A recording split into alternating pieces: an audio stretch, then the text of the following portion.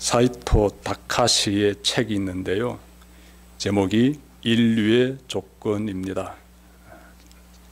근데 이 책에 어떤 내용이 있는가 제가 살펴보니까 중세 일본의 지혜자였던 요시다 겐코를 소개하는 글이 나왔습니다. 겐토는 수필집을 하나 썼는데 제목이 쓰레즈 레구사입니다. 쓰레즈 레구사. 제가 좀 찾아보니까 꽤 유명한 수필집입니다. 중세의 일본의 지혜자인 이 겐토라는 사람이 쓴 쓰레즈 레구사라는 책인데요. 이 책은 지금도 많은 사람들이 이렇게 찾아보는 그런 책이고, 이 책 속에는 숙달과 보편적 원리라는 주제로서 인생을 우리가 어떻게 살아가야 하는지를 다루고 있습니다. 수필집에는 여러 이야기들이 실려 있는데 그 중에 하나를 사이토 다카시가 책에서 소개합니다. 제가 좀 나눠드리려고 해요. 한 사람이 부모에게서 설법을 생활의 수단으로 삼는 설경사가 되라는 이런 권유를 받습니다. 여러분, 여기서 설경사란 어떤 사람인가 하면 경전을 가르쳐주는 승려를 말합니다. 그래서 설법을 가르치는 설경사가 되라는 이 부모의 말을 듣고 이 사람은 기꺼이 따르려고 합니다. 그는요, 설경사가 되기 위해 가장 먼저 말 타는 기술을 배우려고 합니다. 말 타는 기술. 왜냐하면 사람들이 자신이 가르쳐주는 그 설법을 듣기 위해 말을 가지고 와 자신을 모셔가려고 할 것인데, 그때 내가 말을 잘 타지 못해서 낙마하게 되면, 즉 말에서 떨어지게 되면 얼마나 어설프고 한심하게 보일까, 이런 생각을 가지고 말 타는 법을 배우려고 합니다. 그리고 또 하나, 그는요, 더불어서 내가 설법을 다 전한 다음에 그 집에서 술이라도 권하면 그 자리에서 선뜻 부를 수 있는 유행가 한 곡 정도는 내가 준비하고 있어야 되지 않을까, 이런 생각을 또 가지게 돼요. 그래서 유행가 노래를 배우는 연습도 시작하게 됩니다. 그래서 두 가지를 하게 돼요. 설경사가 되기 위해서, 즉 여기에서 말하는 설경사는 경전을 가르쳐주는 그런 전문인을 가리키고 있는데, 이런 사람이 되기 위해서 나는 말 타는 기술 배울 것이다. 그리고 유흥가 노래를 배울 것이다. 이렇게 계획을 세웁니다. 그리고 그는요, 이 두 가지 재주를 배우기 위해서 굉장히 노력합니다. 그는 점점 더 잘 하기 위해서 더 올인하게 돼요. 말 타는 연습도 더 잘하려고 하고, 노래 부르는 연습도 더 잘하려고 하고, 굉장히 이 사람이 그쪽에 몰입합니다. 몰두해요. 자, 그런데 그렇게 시간을 다 보내다 보니까 나이가 들었습니다. 이 사람이 하고자 하는 기본 목표가 있었는데 무엇입니까? 설경사가 되는 거 아니겠습니까? 경전을 잘 가르쳐주는 설경사가 되는 것이 이 사람이 세운 목표인데, 그래서 설경사가 되어가지고 많은 사람들에게 경전을 가르쳐주는 그런 사람이 되려고 했는데, 설법을 배우는데 몰입하는 것이 아니라 부차적인 것에, 말 타는 것이라든지 노래 부르는 것이라든지 이런 데 몰두하다 보니까 기본을 놓쳐버렸다는 거예요. 그래서 책에서 이런 이야기를 다루고 있는데 나름의 교훈이 있습니다. 교훈이 있어요. 겐토가 이 이야기를 통해 말하고 싶은 것은요, 인간은 자신이 정한 목표를 향해 몰두해야지 부차적인 것에 몰두하면 안 된다라는 걸 지금 말하고 싶은 것이에요. 여러분들은 지금 어떤 일에 몰두하고 있습니까? 정말 꼭 우리가 달성해야 되는 중요한 일에 몰두하고 있습니까? 아니면 부차적인 일에 몰두하고 있습니까?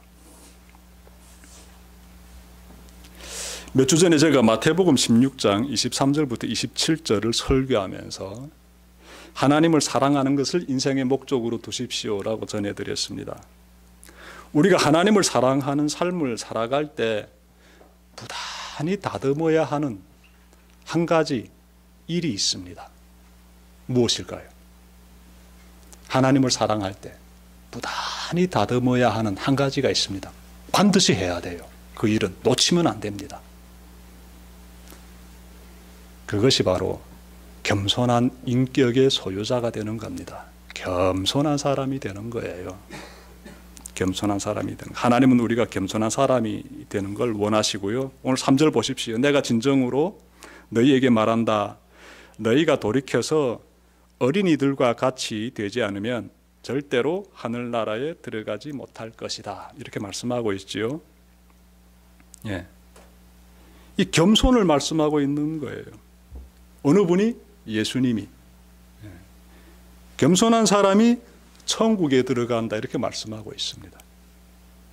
그러니 교회에서 아무리 예배를 열심히 드리고 아무리 열심히 성경을 읽고 아무리 열심히 기도를 드린들 그 사람에게서 겸손이 풍겨나지 않으면 다 무의미하다는 거예요. 겸손이 굉장히 중요합니다.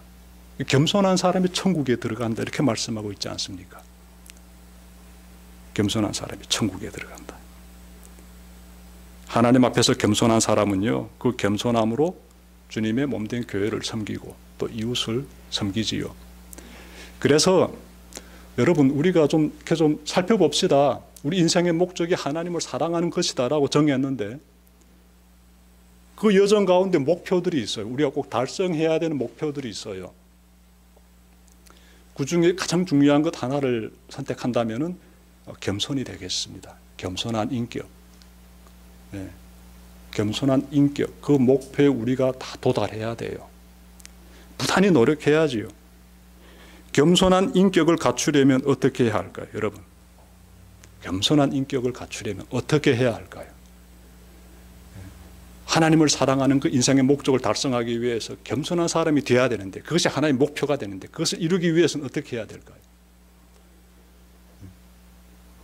예수님께서 이렇게 말씀하시는 거죠. 어린아이처럼 자신을 낮춰라.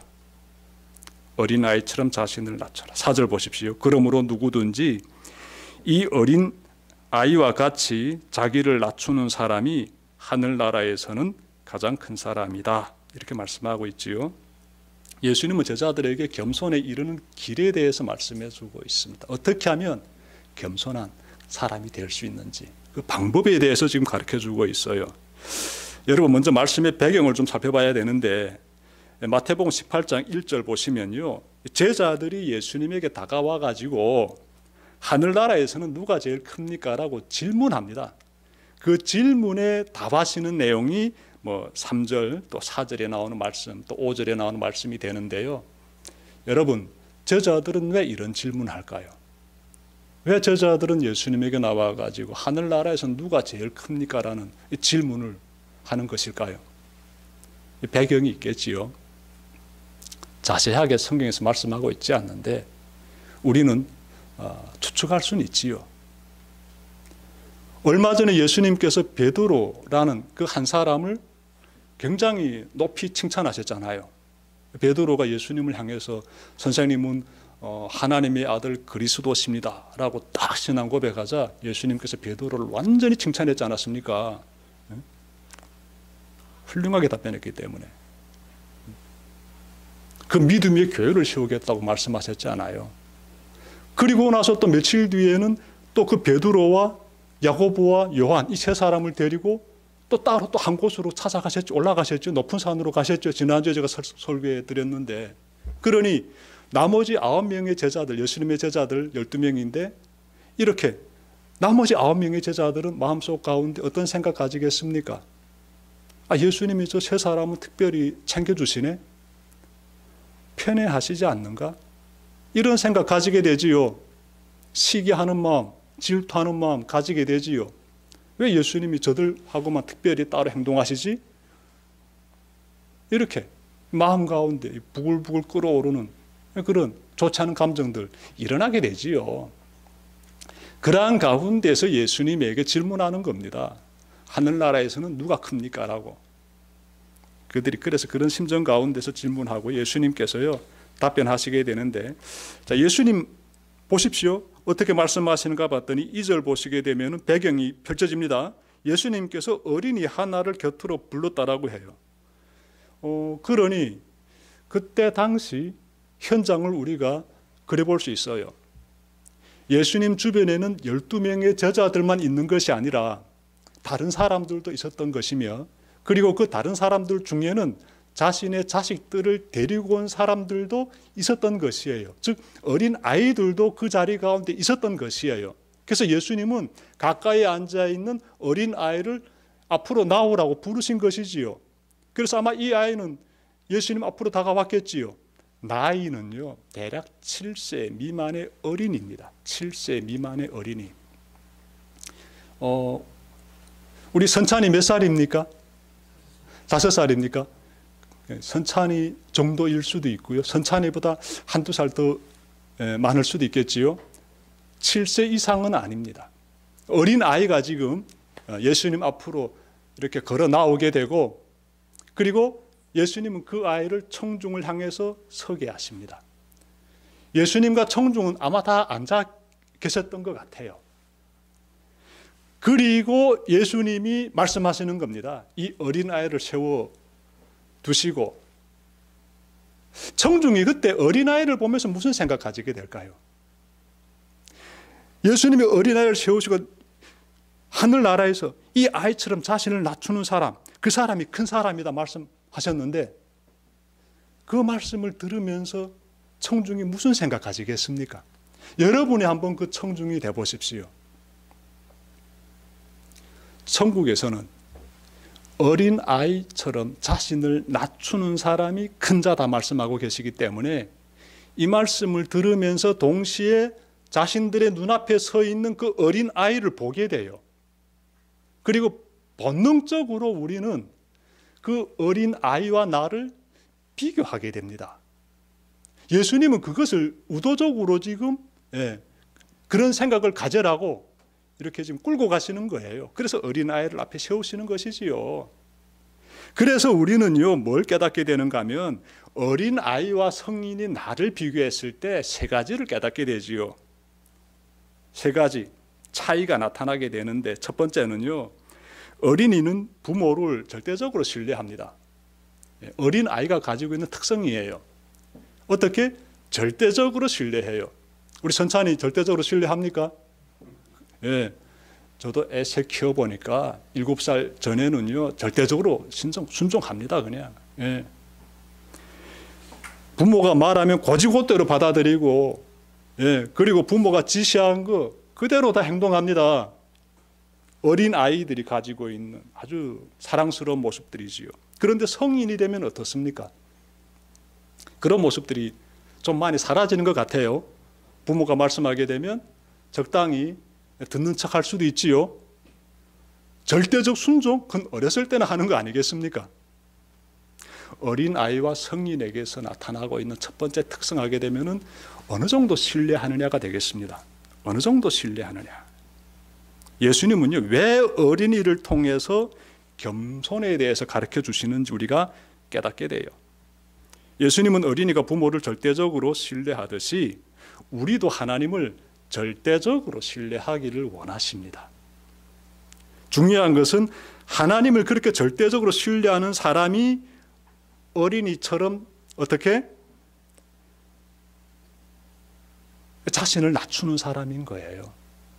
어린이처럼 자신을 낮추는 사람이 하나님 앞에서 겸손한 사람인 것이고, 그런 사람이 천국에서 큰 자다라는 거예요.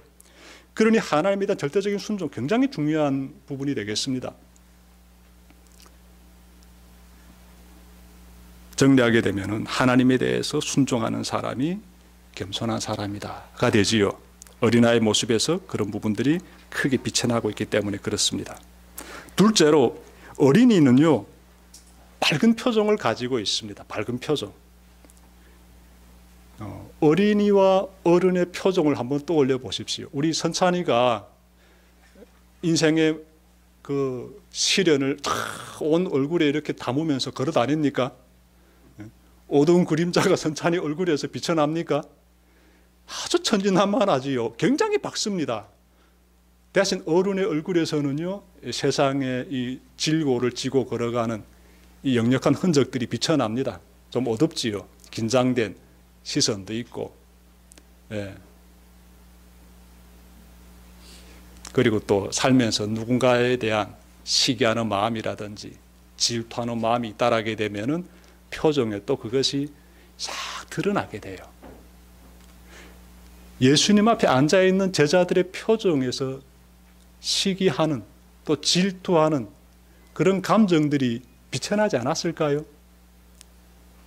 그런 어두운 기색들이 비쳐나지 않았겠습니까? 그들 앞에 서 있는 어린아이 얼굴에서는 그런 기색이 없어요. 천진난만하게 밝게 이렇게 지금 표정을 짓고 있는데 자신들의 이 제자들의 얼굴색은 다르지요. 예수님이 특별한 제자들만 편애하시는 것 같고 뭔가 사이에 뭐 계급이 있는 것, 계층이 있는 것 같고 불편한 심정 가지고 있기 때문에 어린아이처럼 그런 얼굴은 가지고 있지 않습니다. 차이가 드러나게 되는 것이지요. 예수님은 이런 어린아이를 앞에 세우심으로써 제자들에게 너희들의 얼굴 상태를 좀 살펴봤으면 좋겠다라는 의도도 가지고 계셨던 것 같습니다. 여러분, 고린도전서 13장 4절 보시면요, 사랑에 대해서 말씀하고 있는데 사랑은 오래 참고 또 친절하고 또 시기하지 않으며 뽐내지 않으며 교만하지 않는다 이렇게 말씀하고 있잖아요. 그러니까 하나님을 사랑하는 것을 목적에 두고 있는 사람들이 하나님의 백성들인데 그 가운데서 겸손한 인격을 가지고 살아야 되는데 그러자게 되면 마음에 뭐가 없어야 됩니까? 시기하고 질투하는 이런 어둠의 그림자들이 없어야 한다는 것이지요. 그런 마음 갖지 말아라 라고 지금 가르쳐 주시는 겁니다. 그래서 겸손한 사람들 보게 되면 진짜 겸손한 사람들은 얼굴이 밝아요. 시기하고 질투하고 이런 감정, 물론 시기, 질투 전혀 안 한다라고 볼 수 없겠지요. 근데 그런 생각이 올라올 때마다 또 제거해 버립니다. 그것이 내 안에 머물지 못하게 하지요. 그래서 겸손한 사람들 보게 되면 얼굴이 밝아요. 예. 미운 사람 앞에서도 얼굴 밝습니다. 시기, 질투하는 그런 대상들 있어도 예. 그걸 이렇게 내 마음에 담아가지고 어두운 기색으로 드러내지 않습니다. 훌륭한 사람들이지요. 굉장히 멋있는 모습들입니다. 여러분들에게서도 이런 귀한 모습들이 분출되시면 참 좋겠습니다. 그리고 세 번째로 어린아이는요, 자신의 약함을 압니다. 약함을. 어린이와 성인을 비교하면 이 부분이 좀 크게 두드러지는데 어린이는요, 제가 보니까 세 가지 단어를 아주 자주 사용합니다. 첫 번째는 난 몰라. 진짜 모르는 거예요. 그래서 모른다 말 굉장히 자주 해요. 그리고 또 난 할 수 없어. 못한다는 말. 모르니까 못하지요. 그리고 세 번째로 이거 어떻게 하는가 하고 물어보는 질문. 굉장히 아이들이 이런 말을 많이 사용해요. 모른다. 어떻게 그런 거. 난 할 수 없다. 이런 말들은요, 이 속에 자신의 약함이 담겨져 있습니다. 난 이렇게 약한 사람이야. 난 잘 몰라. 어떻게 해야 되는지 나는 몰라. 자신의 약함을 아이들은 수시로 이렇게 드러냅니다. 어른들은 어떻습니까? 이런 말 자주 합니까? 몰라도 아는 체 하지요. 자기가 다 아는 것처럼 하지요. 그렇게 함으로써 내가 좀 어떻게 높아지려고 하지요. 성인이 가지고 있는 모습과 어린이가 가지고 있는 모습하고 이 비교하게 되면 참 많은 차이가 있습니다.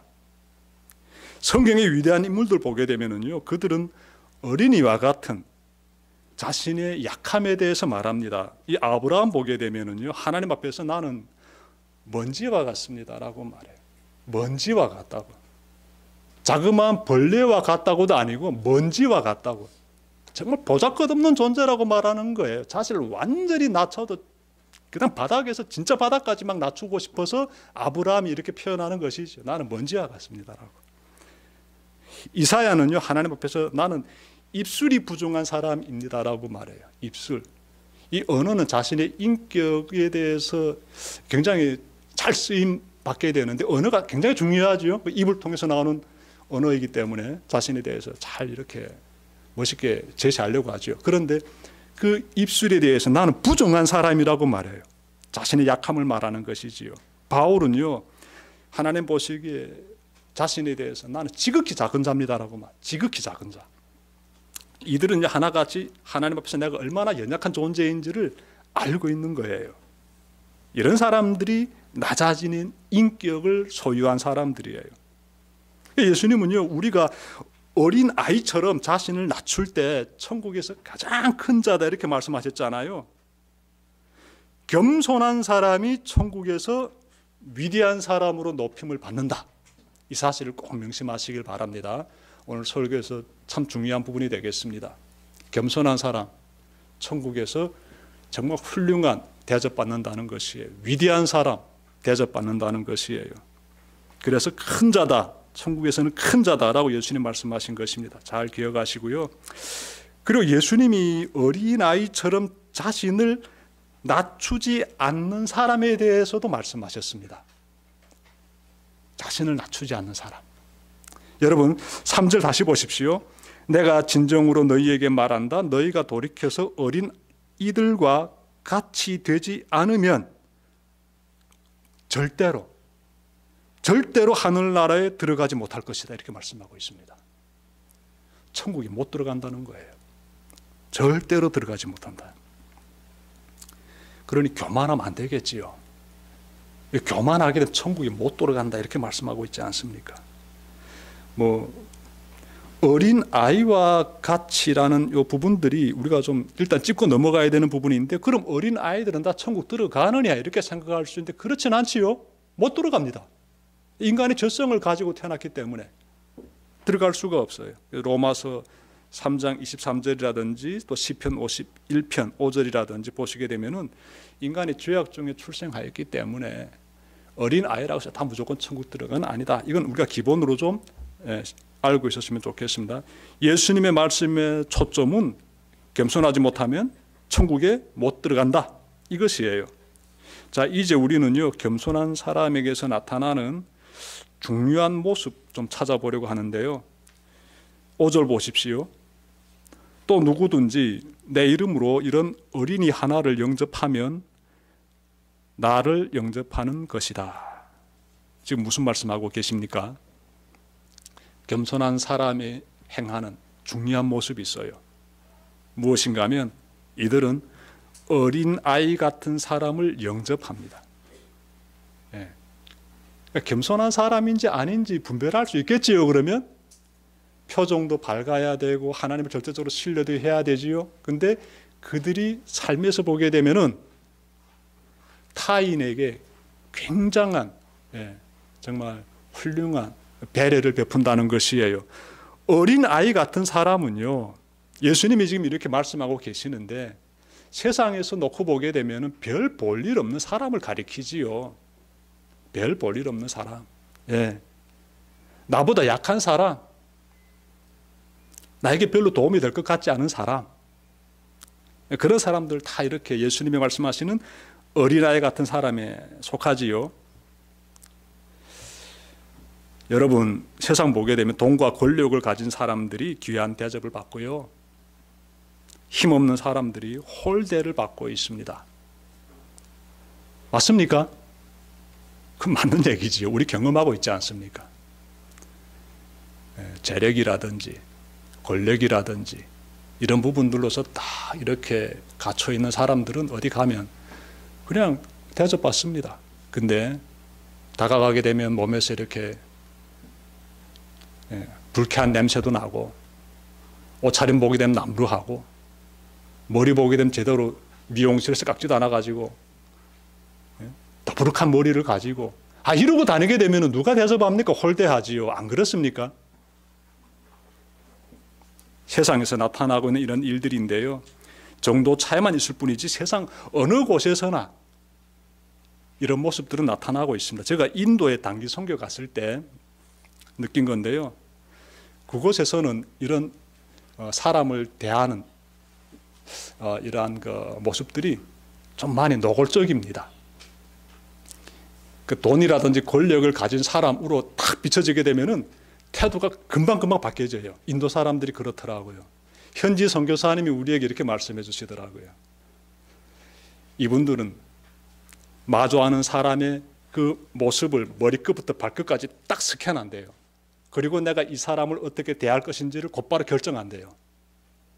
그 우리 단기 선교팀은 그때 인도 갔을 때 도착하자마자 인도 사람들이 잘 입는 옷을 다 마트에 가서 사서 입었어요. 그러니 깔끔하게 입었지요. 다 머리 깨끗하게 깎고, 그리고 다 좋은 신발 다 신고, 그리고 딱 갔으니까 머리끝부터 발끝까지 딱 스캔하고 우리는 함부로 대하지 않더라고요. 따뜻하게 대해주더라고요. 선교사님이 그 얘기하는 거예요. 나무란 차림으로 이렇게 다니게 되면은 지금처럼 이렇게 대하지 않습니다라고 얘기해 주더라고요. 제가 어떤 장면 봤는가 하면요, 화려한 빌딩이 있는데 그 빌딩에 들어가려고 하니까 입구에 지키는 사람이 있어요. 아무나 들여보내지 않습니다. 딱 스캔해요. 남다한 차림의 사람은 들여놓지 않습니다. 야, 인도가 그렇더라고요. 아주 노골적으로 이렇게 그 사람이 가지고 있는 힘을 딱 평가하고 그에 맞게끔 대접해 주더라고요.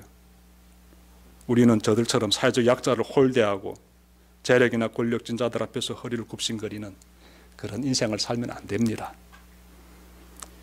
어린 아이 하나를 영접해라 이렇게 말씀하고 있지 않아요. 사회적으로 별 볼일 없는 사람을 어떻게 품어줘라 이렇게 말씀하고 있지 않습니까?